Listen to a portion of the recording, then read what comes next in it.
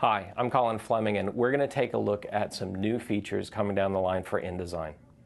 What I'm going to show you is a new panel inside of InDesign called the Overlay Creator.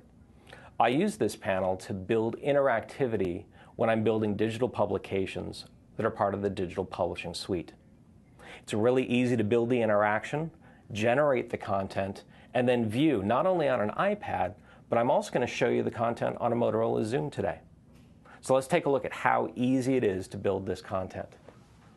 Here's my layout, and what I've simply done is built a frame in the upper left-hand corner of my screen. I placed an image into it, and then I used the new Overlay Creator panel on the right side of my screen to select an image sequence.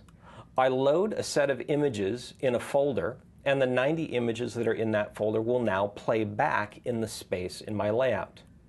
Now, I've elected not to autoplay this, but I do want to allow the user to swipe to change the image.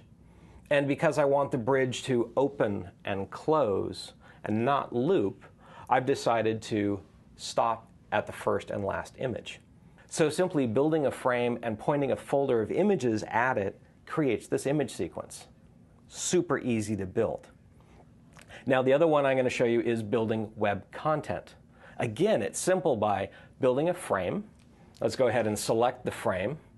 And then I simply choose a web content type. I'm going to point to an HTML file. And in this case, I'm using HTML5 inside of the frame. Now, I've selected to autoplay. This will load the content into the page as soon as I open the page up. And I'm allowing a transparent background so we can see the word live and the gears as the content from the website crosses them. Now let's take a look at this on a couple of devices. I'm going to start with the iPad. And I'm simply opening up the content viewer, and here's the page. The image sequence in the upper left-hand corner is easy for me to work with.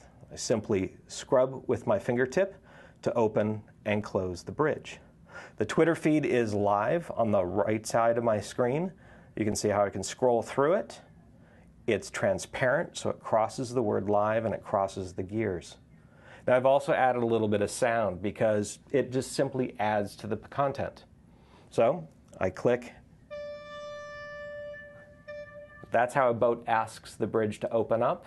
If the bridge is available, it replies in kind. If it's not available,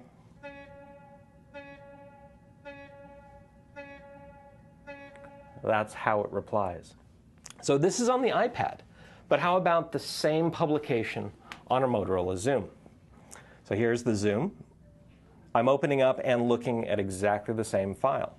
The bridge interactivity works just as planned. The Twitter feed is in here. It scrolls, and the bridge is willing to open now. So there you go, a couple of new ideas about what's coming down the line. It's really pretty cool. Thanks for the time.